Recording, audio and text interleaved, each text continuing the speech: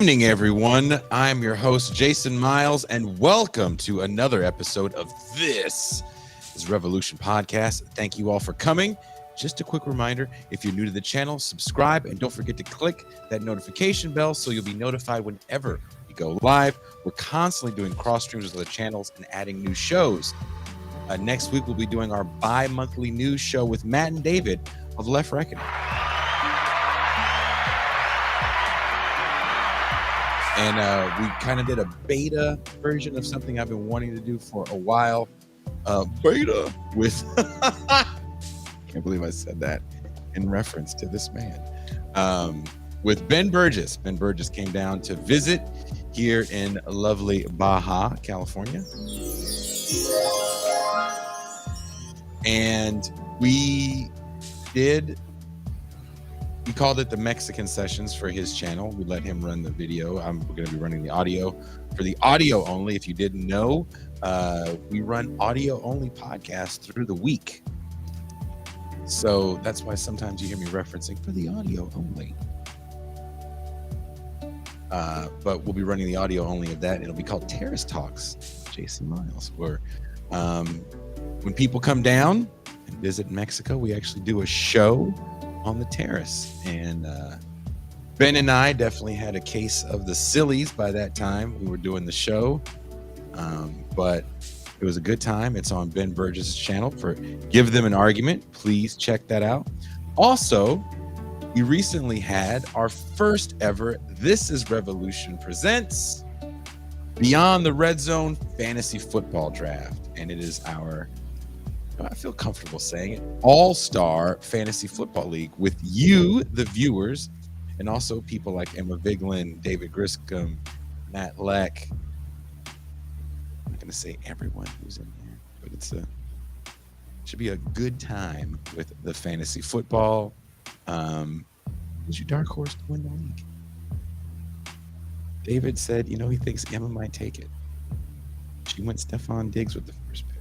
I don't know if he's going to score that many touchdowns in Buffalo.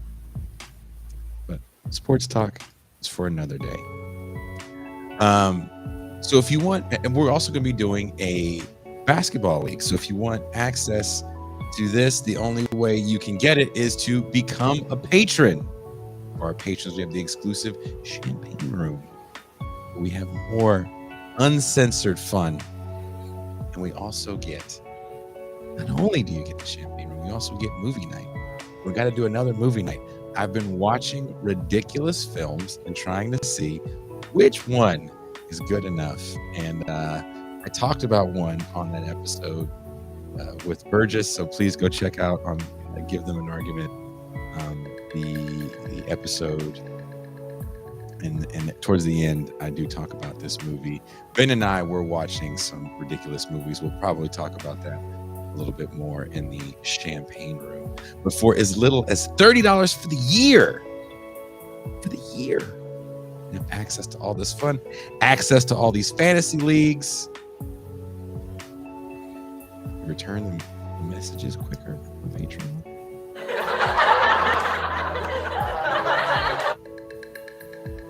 Also, I was on a few shows. I know I wasn't here Tuesday. I went to go see my son. He just had his 4th birthday. My daughter had her 24th birthday. So it's full of birthdays, beige kids for me. So I made a trip up north, so I wasn't able to be here. But I did do a ton of shows. I was on Sublation Magazine show with Doug Lane. I was on the Highlands Bunker podcast. And I was on Parallax Views with JG Michael talking about the latest piece that I wrote in Sublation Magazine. The title was changed to Remembering Woodstock 99. I still think if we would have kept the original title, Peace Sells, but Who's Buying? Remembering Woodstock 99. It might have done better with the 35 to 45 demographic. But the big news, the most important thing to discuss before I even bring in TIR News Team, is the live show. Yes, for all of you watching, for all of you that will be listening, we will be live. All of your favorite left shows all crammed into one big giant live show. Doing this wrestling kayfabe video essay thing. I've been watching too much wrestling stuff, so now I'm talking about wrestling. We coming for you, nigga. But seriously, give them an argument. Left Reckoning. This is Revolution presents Give Them a Revolution live show in LA, October 23rd. Wherever you are listening or watching this show, there are links in the description for tickets right now in the chat to Sat, because she is not just the faceless voice of reason, she's also a moderator extraordinaire. So she's putting links right now in the chat for tickets. There's still some VIP tickets left as well. You can hang out with us before the show. You get an autographed copy of Ben Burgess's book. Which one? And also, we're working on putting together a zine for the show. Really cool zine. And I want to make that a part of the package as well. So it's the Teragram Ballroom, October 23rd, Los Angeles, California. It's going to be just a few names. You know, of course, Matt and David from Left Reckoning, Ben from Give Them an Argument,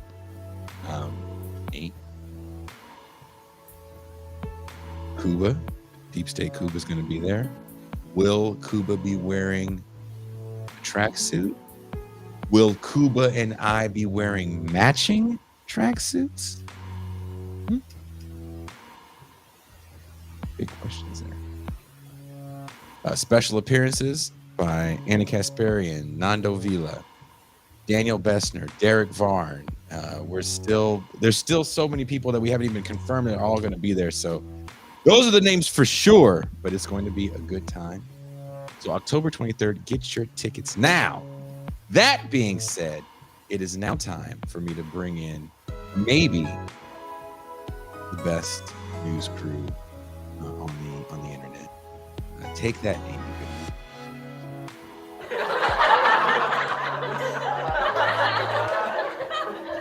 Seriously, please welcome my co-host, my homie, my dog, the man of the Mau Mau Hour, the Pascal. Future Views, Jack. Future Views to the audience. Future Views, Jason Miles. I just want to say I want you guys to pay attention to all this great work and these great interviews that my man Jason Miles is doing out here, proving the point that I always say, that Jason is a content contributor, not simply the man of jokes and other things on this show, but the brother puts out some serious content that we should all appreciate. His last piece on Woodstock was amazing. The video essays are always a plus, and he stewards this ship at This is Revolution with aplomb and discernment that we all appreciate, man. And I'm glad to see that he's gaining his props.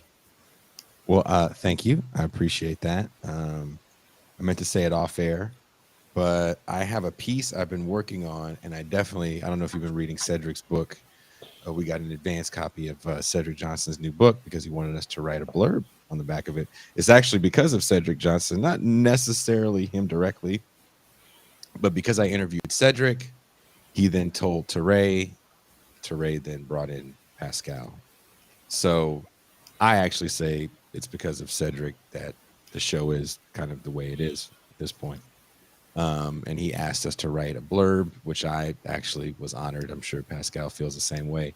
But in reading his introduction, it inspired me to finish a piece I was writing.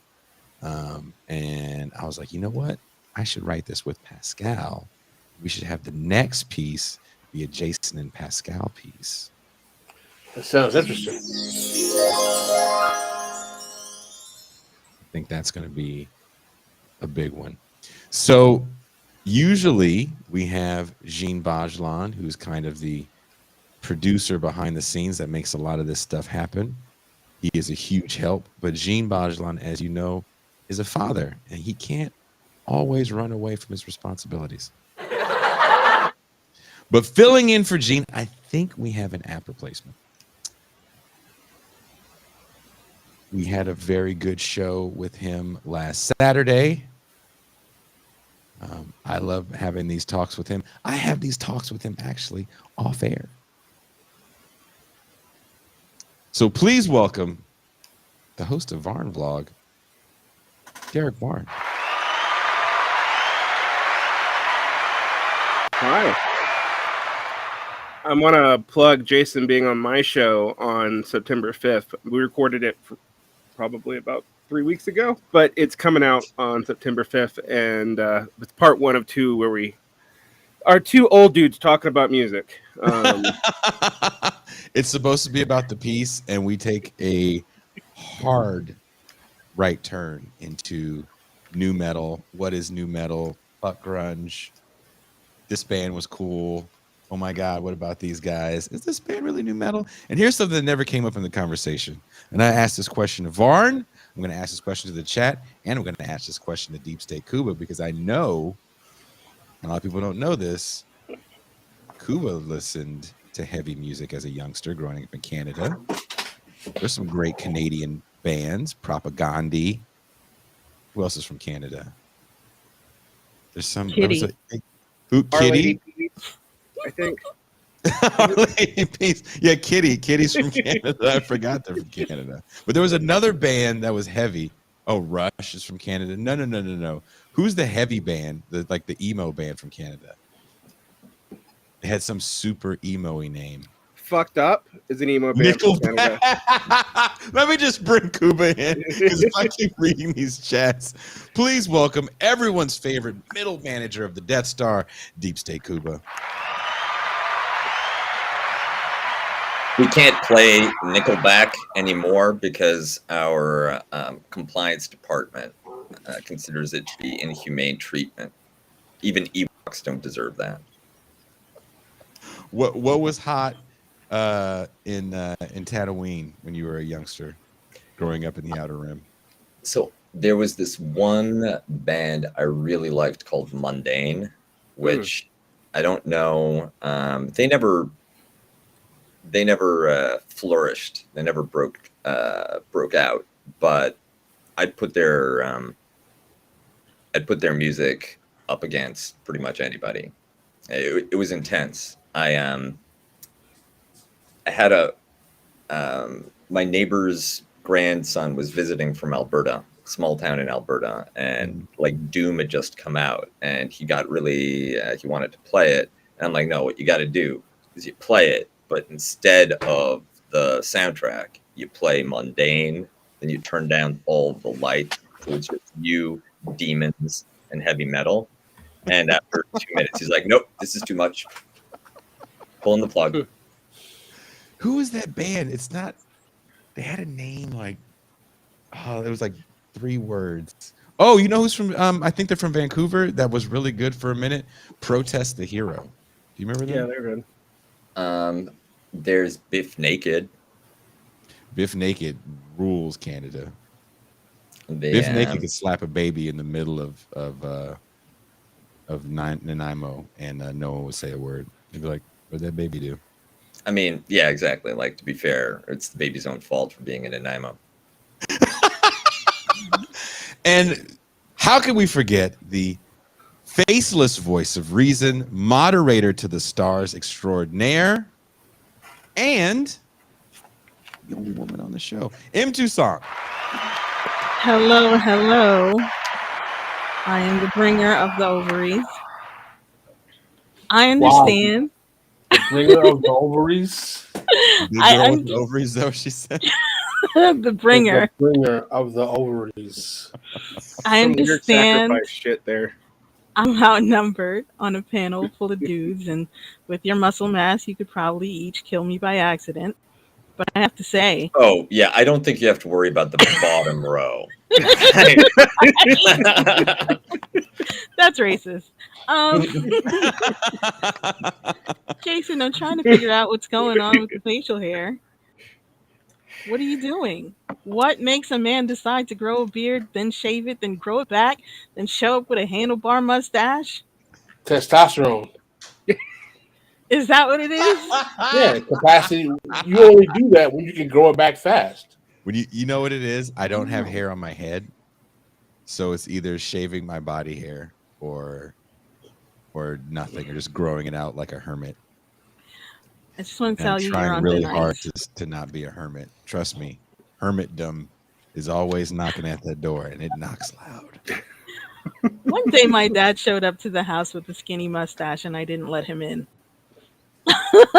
just so you know what I'm dealing with here. Permanent object permanence. So, just rein in some of that masculine autonomy you're trying to have. Well, if the look, all I did was just I trimmed everything down. You know what she said before I went on air. I do have to say this. I thought it was funny. She goes, "Jason coming in with the Homer Simpson." He's dad. I mean, now I can't unsee it. Someone says it's like when girls suddenly get bangs. Jason is in crisis. Makes sense. Makes sense. Is it possible to gradually get bangs?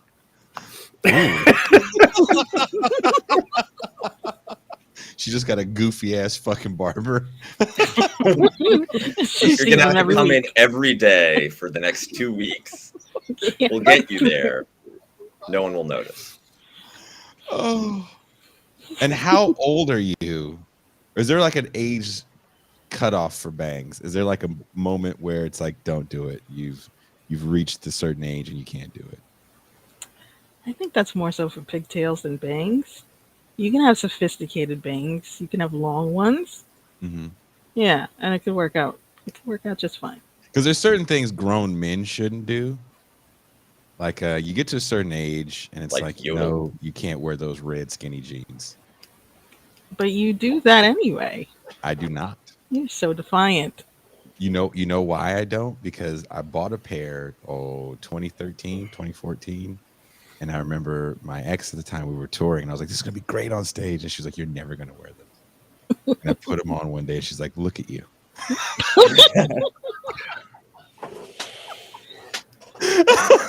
shouldn't have worn them with suspenders.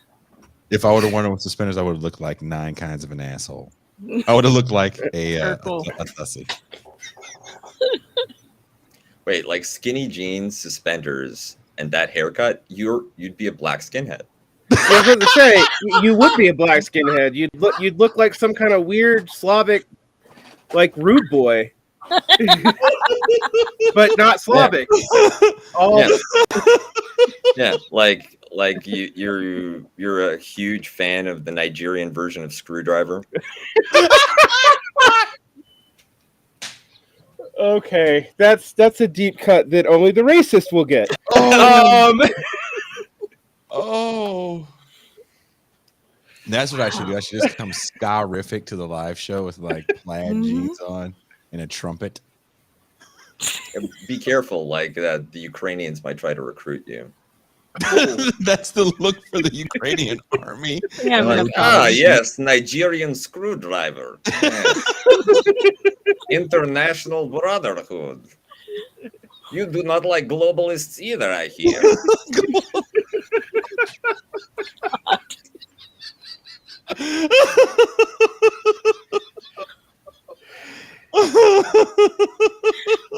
He hasn't even gotten started yet. Memories when this episode was being monetized. Oh yeah, side note, guys.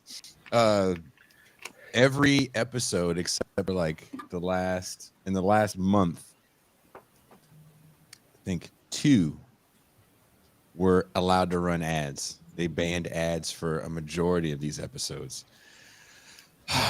Very frustrating. So we appreciate your super chats. If you guys listen to the show afterwards, there's a little tip jar. We appreciate that. Also, we have merchandise. That really helps the show as well. So they're throttling our ads.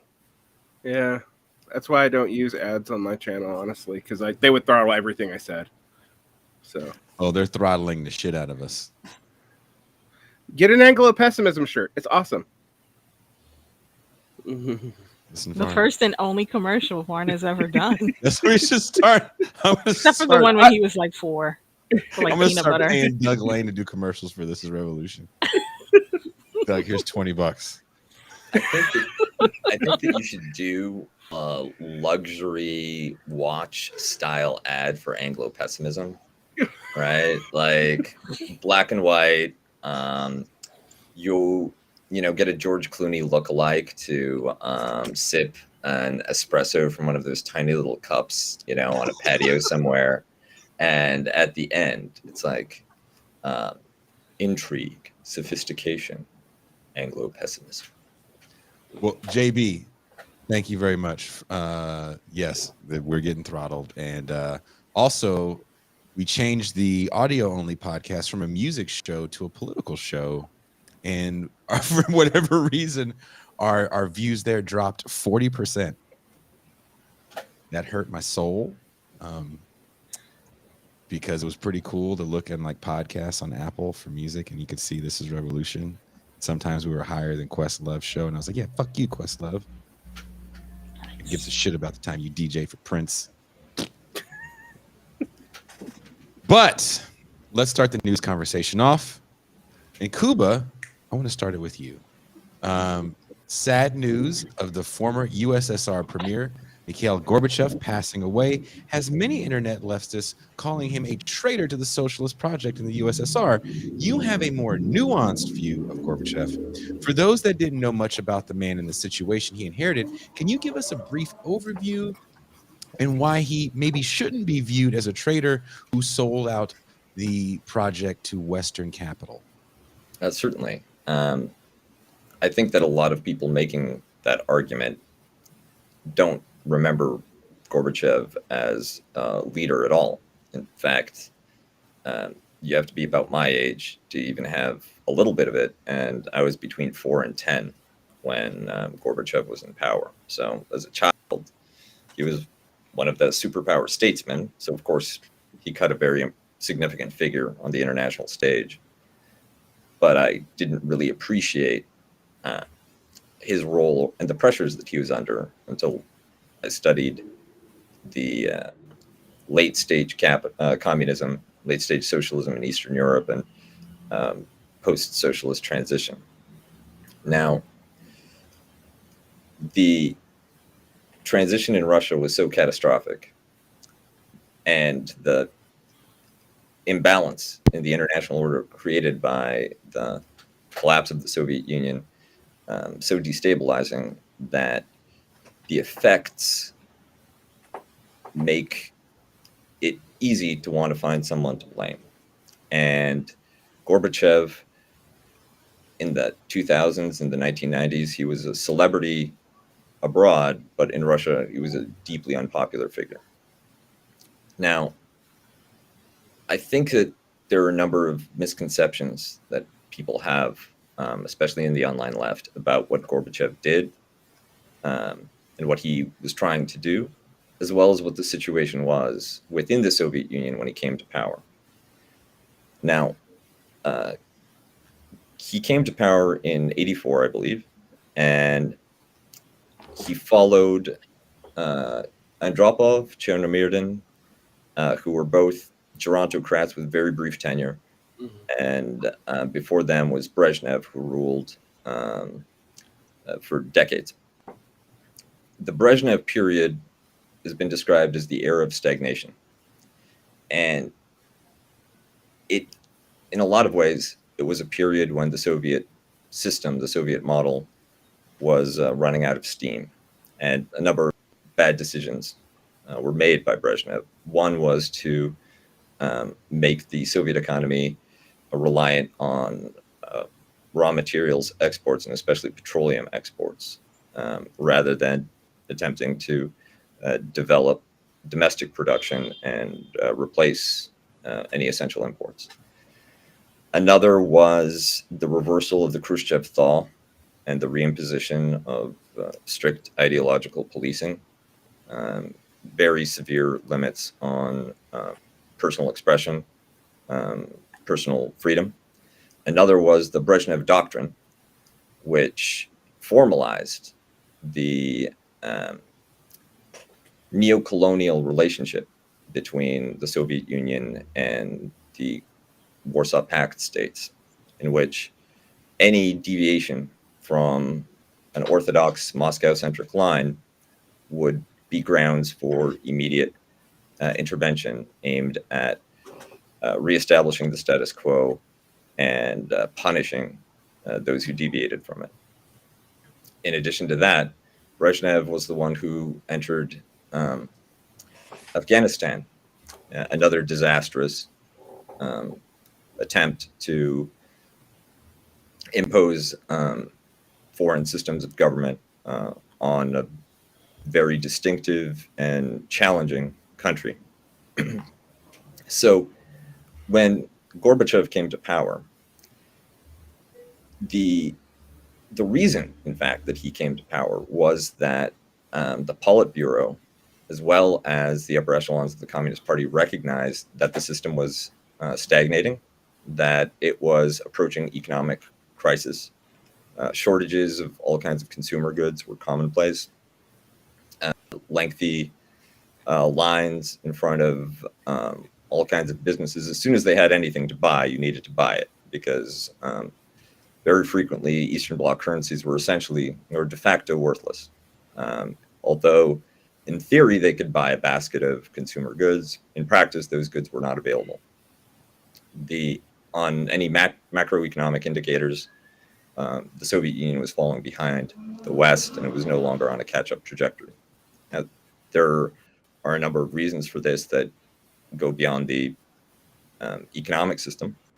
One was the arms race with the United States, extremely taxing for the Soviet Union, which had to invest a much higher percentage of its gross domestic product in order to keep up with American spending, even before the Ronald Reagan era buildup. And there was a broad sense of cultural and ideological exhaustion, not just in the Soviet Union, but even more so in the Warsaw Pact states. A kind of fatigue that came with generations of unfulfilled propaganda and the punishment of free expression that deviated from official party lines. When Gorbachev came to power, his remit wasn't to dismantle the Soviet Union or to abolish communism or to even step back from brinksmanship with the West.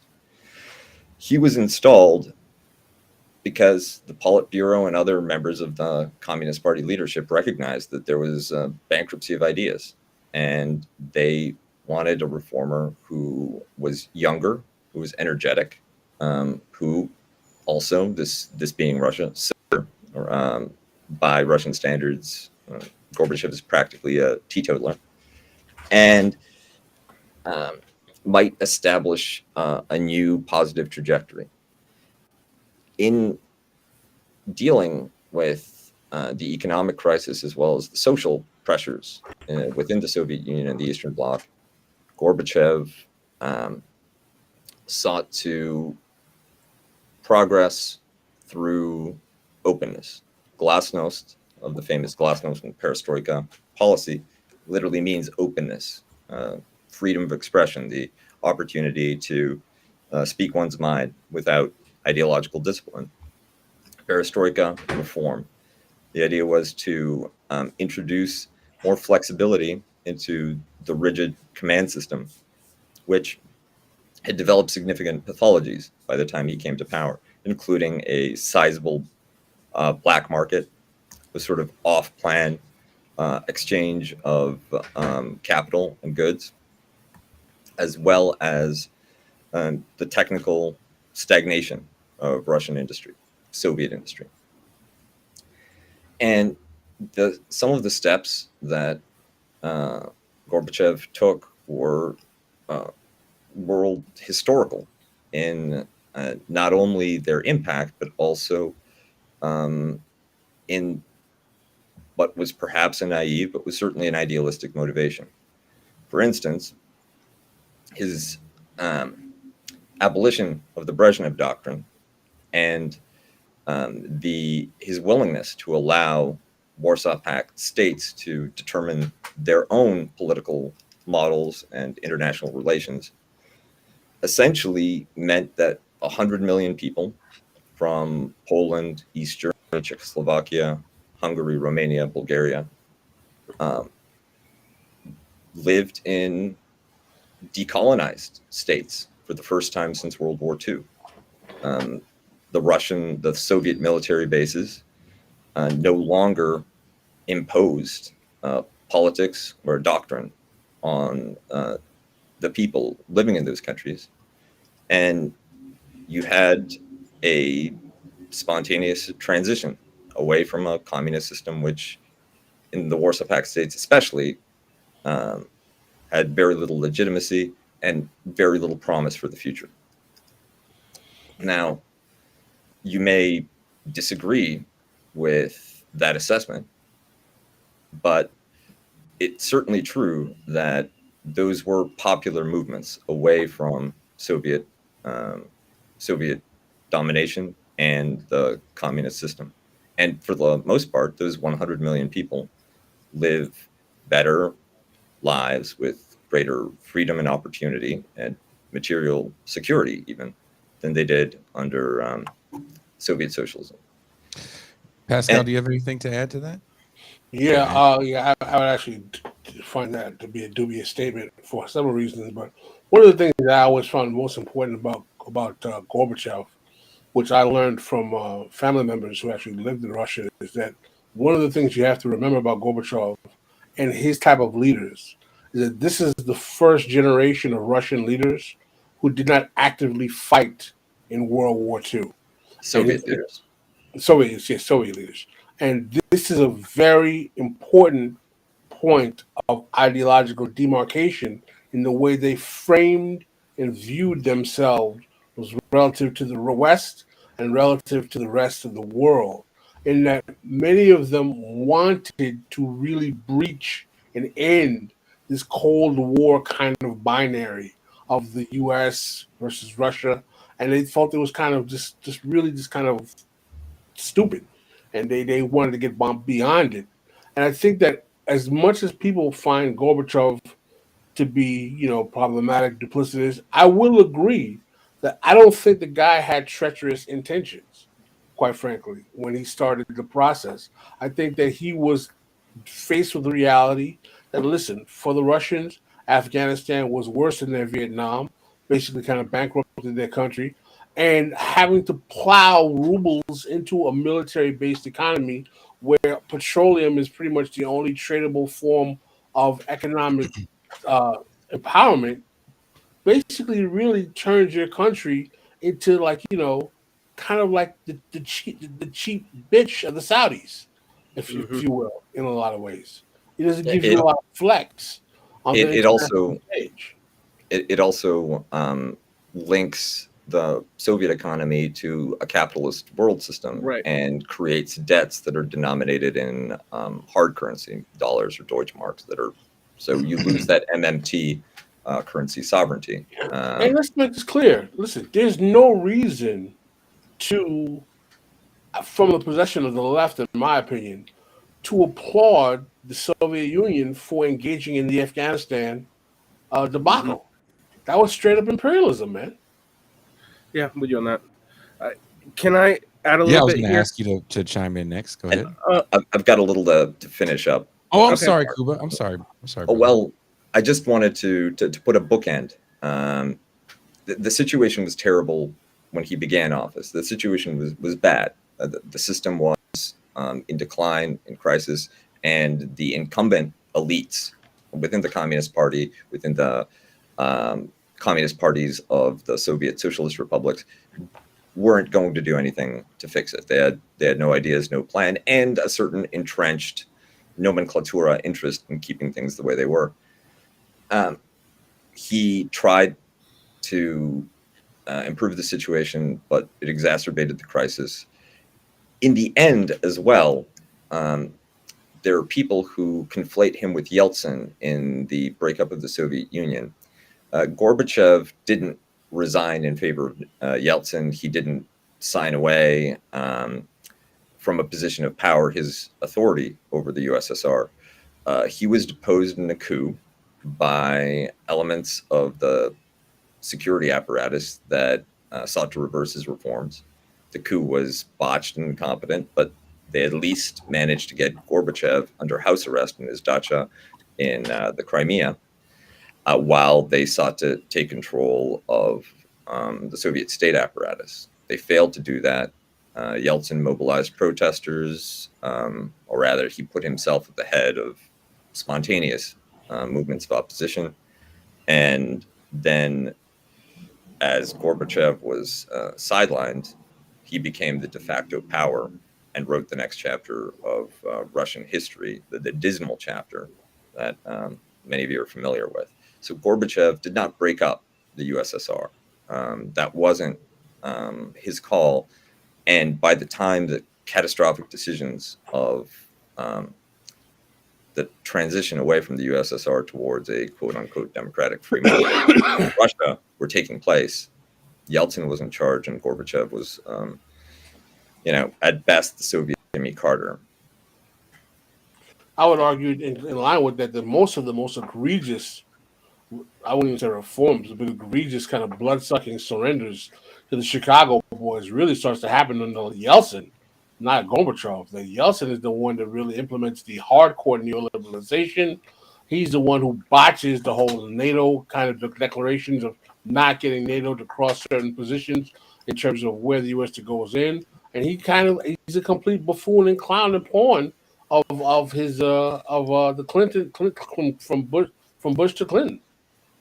I certainly wouldn't object to that characterization. But Gorbachev was not part of that.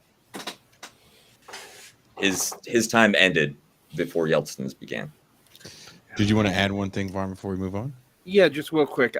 I think that the point about the Afghan war and the crisis after Chernobyl and the delegitimization of parts of the state, it does have to be put in the context of what Gorbachev was trying to achieve. And he wasn't the only person who saw the problem. I talked on Saturday a little bit about this, that Khrushchev himself had thought that Soviet policy had not done enough for internal consumption development, both in agriculture and in consumer goods, after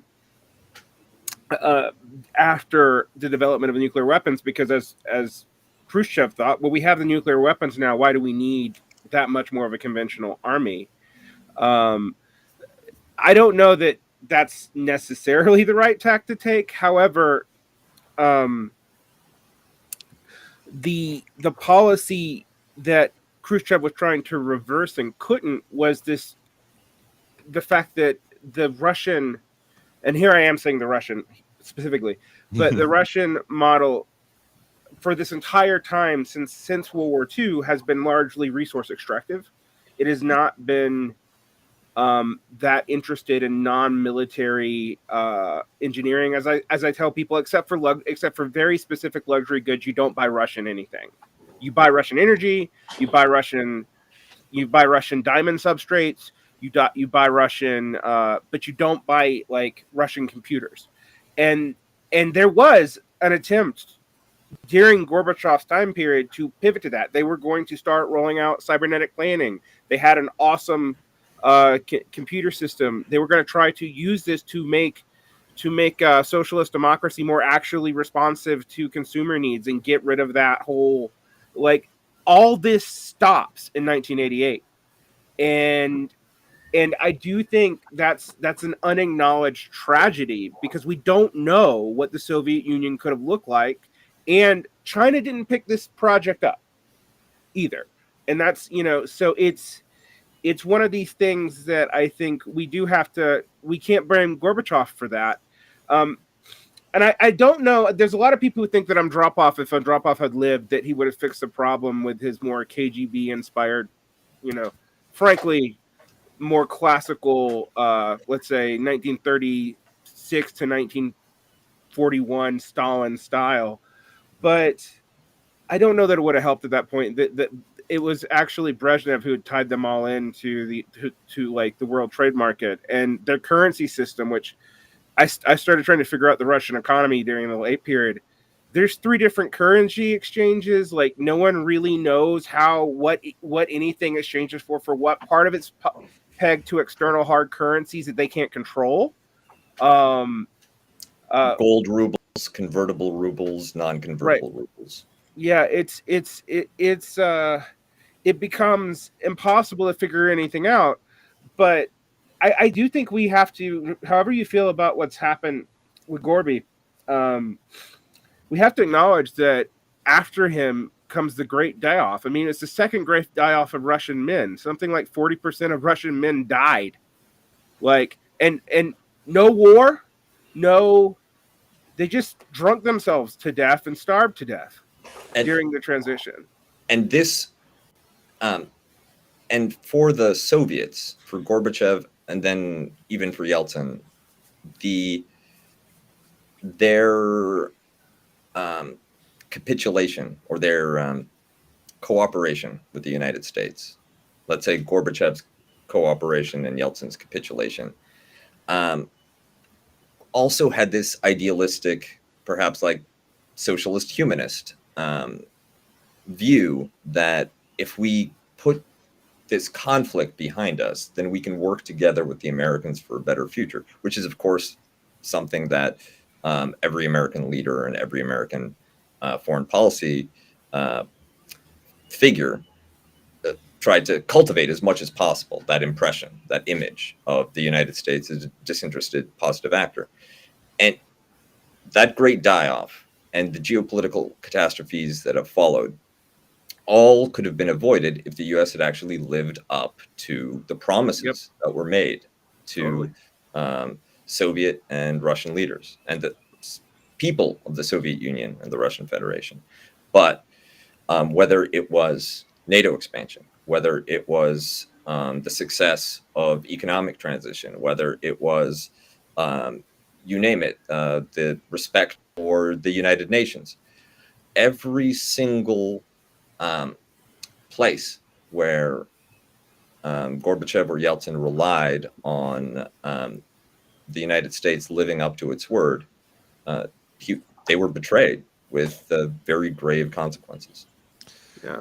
And in a different way, like China didn't get screwed in the same way, which is something that I think we should probably study more, is why was China able to because they did cooperate with the US too after 1984. Oh, but that's the thing. They were screwed in the same way, but it was the Opium War, and they learned from it.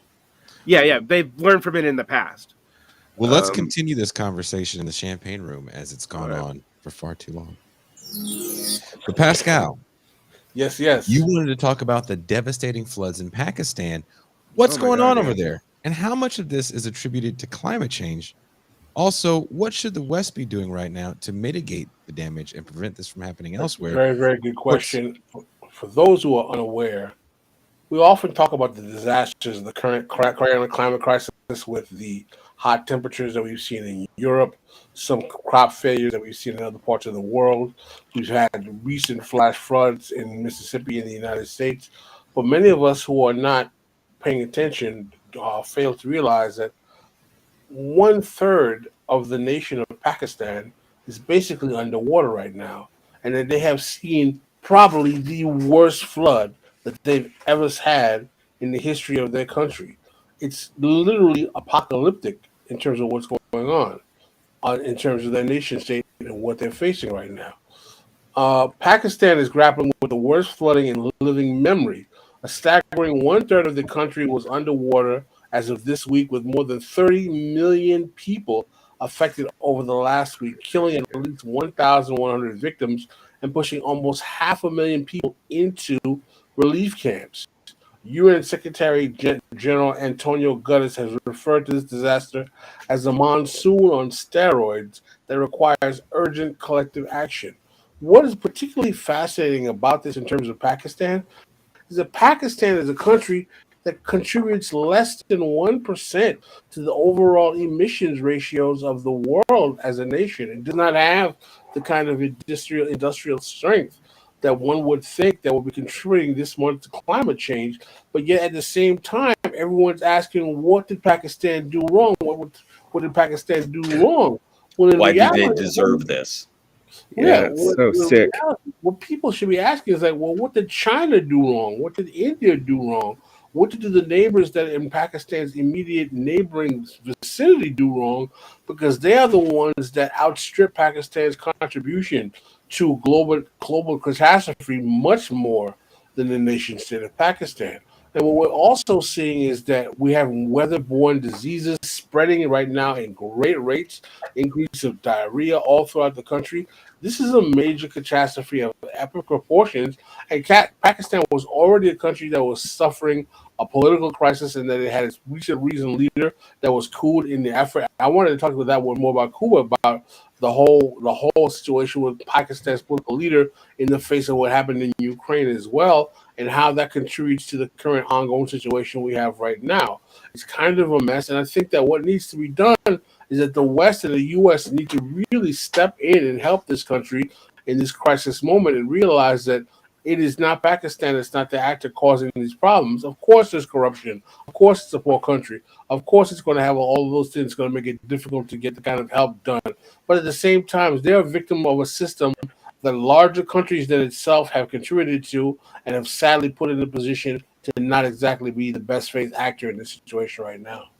I mean, Pakistan is not the first southern country, low emissions country to experience climate change related catastrophe, and it won't be the last.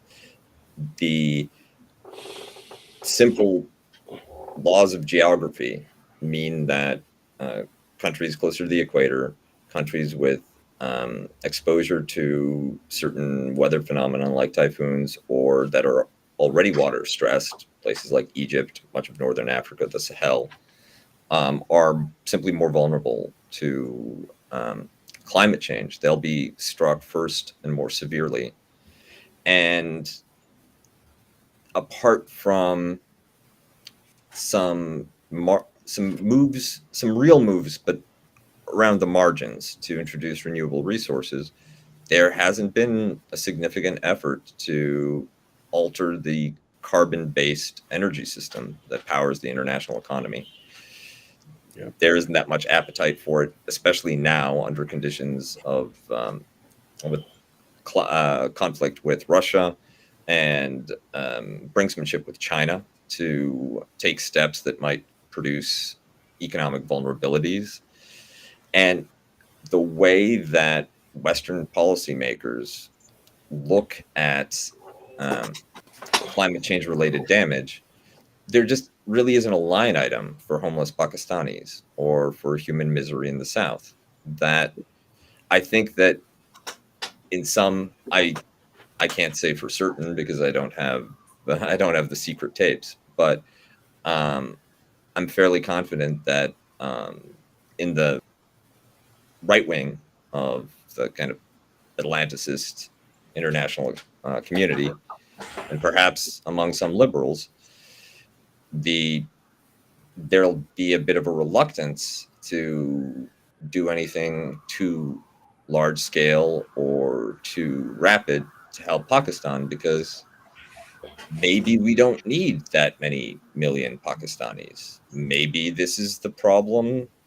One problem is fixing another in a very brutal anti-humanitarian strategic calculus. Yeah, I mean, can I put the scale of this into people's mind? Because I don't think people really quite understand here. It's 1 in 7 of the Pakistani population is now homeless. For perspective, because I don't think people understand the sheer size of the Pakistani population, but that's 90% of the population of Canada. That's more than 100% of the population of Australia. It's like, I don't know, an order of magnitude larger than the population of New Zealand. It is also more people displaced than the entirety of, actually it's double the amount of people displaced than the entirety of in the Ukraine situation right now. The scale of that is massive. And South Asia is going to be particularly given to some of this because not only is it equatorial, a lot of it, it's also mountainous, and there's glaciers. So flooding will be epic. I mean, you're seeing glacier melts that we have not seen in, maybe ever. So this is going to be a major problem in Southeast Asia. And geopolitically, I mean, it's not just with the West. I mean, India doesn't have a whole lot of political motivation for its internal politics to help right now. China does and will, but it probably doesn't have enough given the problems we're seeing with the Belt and Road and its own own drought. its own drought, its own economic issues right now. And we sent them $30 million. That's $1 per person made homeless, just to put that in perspective. And That's how much a hotel room costs, right? Yeah, and just to also put it in perspective, it's what did we just approve for? $8 billion, the newest Ukraine package. Yeah, $8 billion for the last Ukraine package. So you can do the math on that. So it tells you where our priorities are. And this is going to be relevant to what I'm going to be talking about energy. But why don't we just go ahead and pivot to that? We'll just have you finish this point, and then we'll pivot to the energy story. Yep. Nobody has actually delivered on their promises on climate change reduction beyond on paper. And I will get into that. Well, let me ask this question to the panel as we pivot to Derek's story. Toussaint, are you still with us? Mm-hmm. Yeah.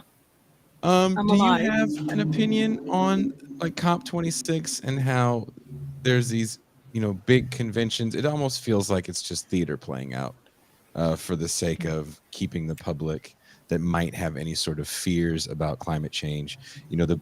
It's always cap and trade policy. Like we can cap carbon emissions, but there really is no way to cap carbon emissions.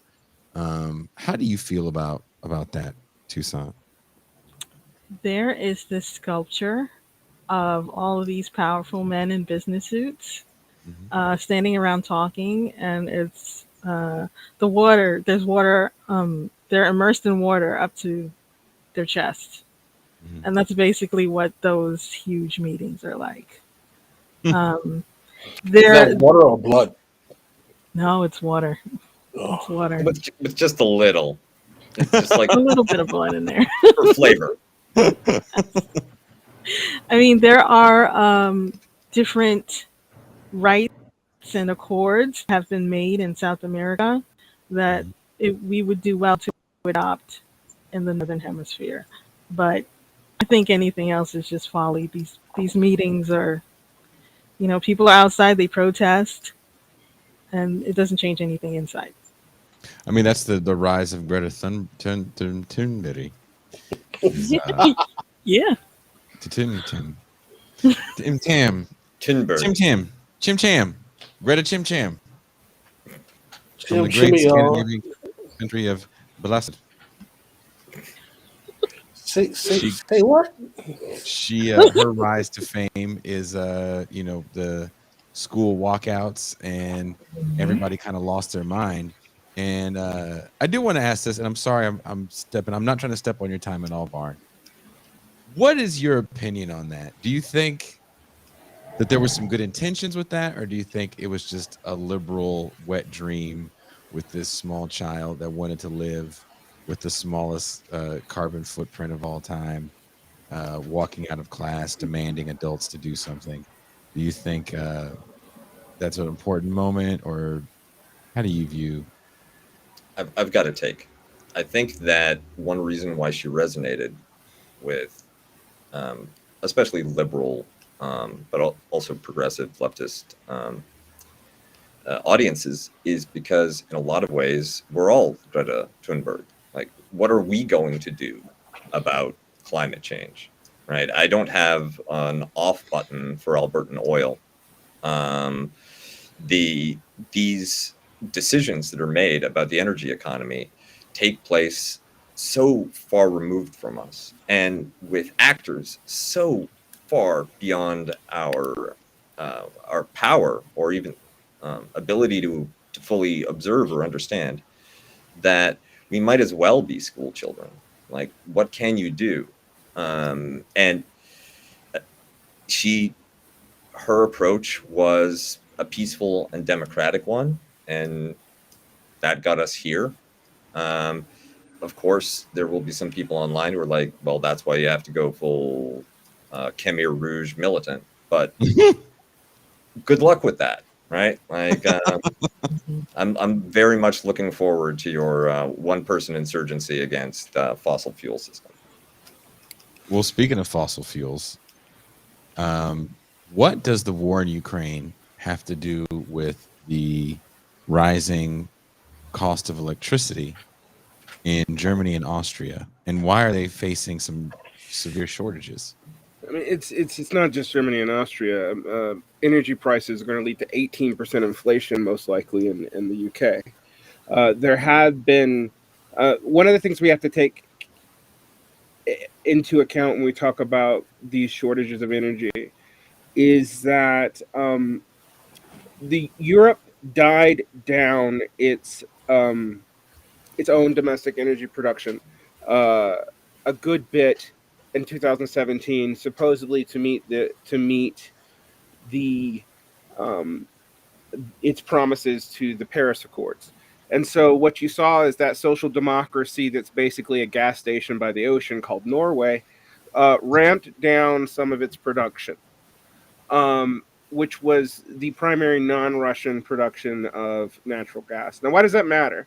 There were also other commitments, particularly in Germany. France, for example, is not experiencing as bad of energy inflation as the UK or Europe and Austria, because France did not agree to shut down its nuclear power plants.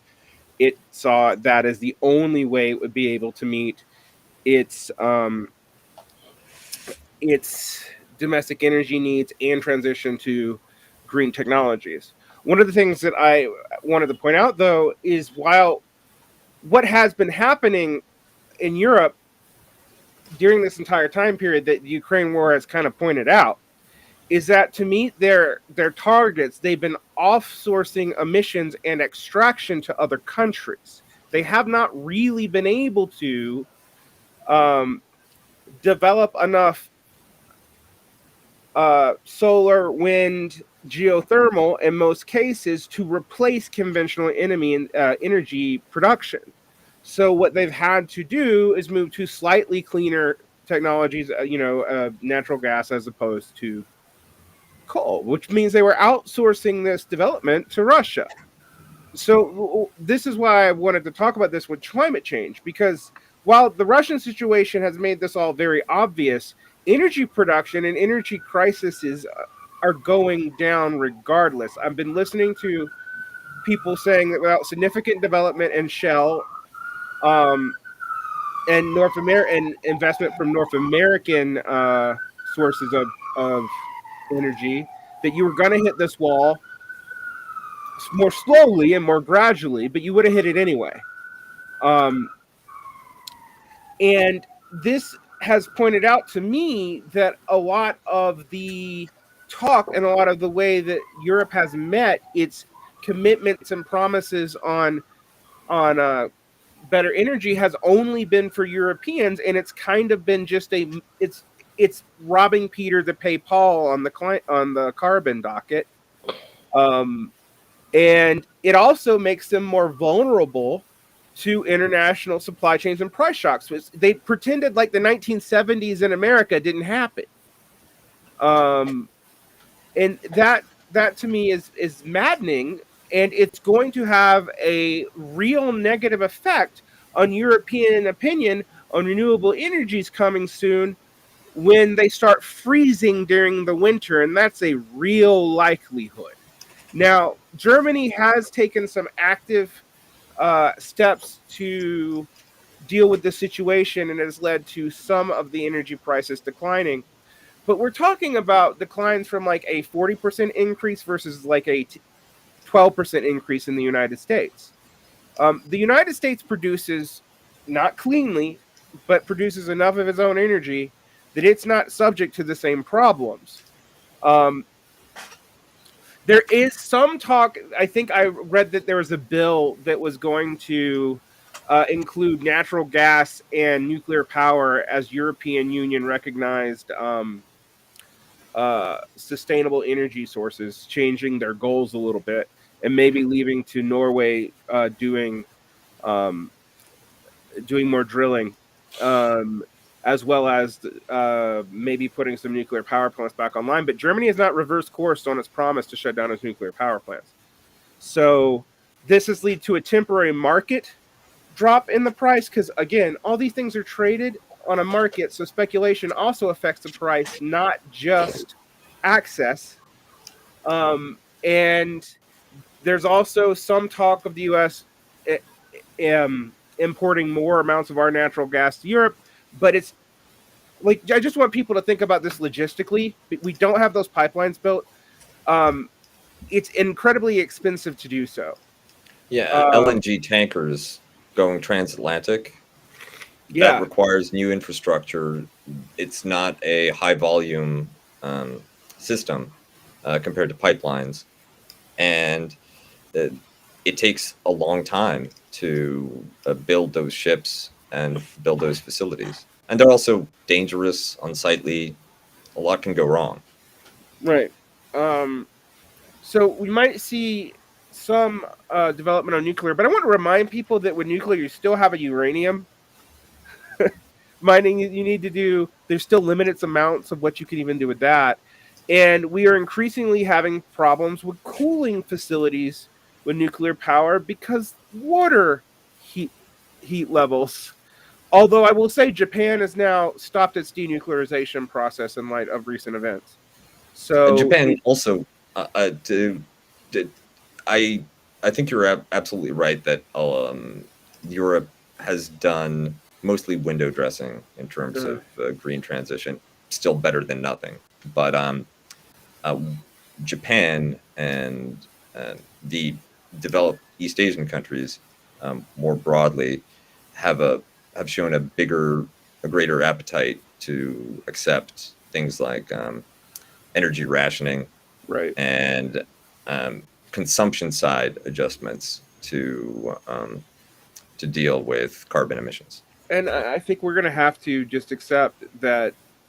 I'm not necessarily a degrowth Marxist, but I think we have to accept it until we get some of these other energy sources more efficient, which require massive amounts of investment that we aren't currently doing because we're throwing them at wars and other crises. We don't have a renewable energy system that can replace the fossil fuel energy system. It does not exist. Well, and one way of looking at this problem, because you're right, we don't have mature technologies in renewables at large enough scale to transition rapidly away from fossil fuels, unless we do something about demand.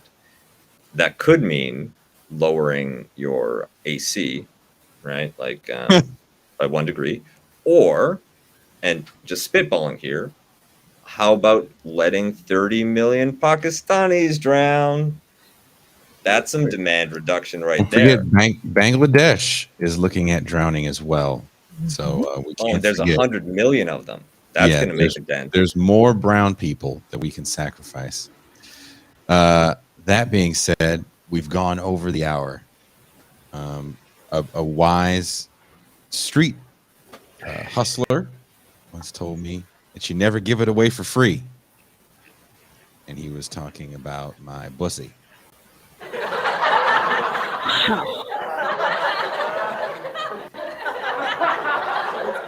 We're going to talk more in the champagne room. There's a new segment called Internet Terminology that Jason just learned. Gen Xers trip down the internet that is constantly surprising, terminology that I did not know, and I was laughed at by my comrades, I believe they call themselves. They made fun of me for my lack of knowledge. Comrade, please. Of these terms.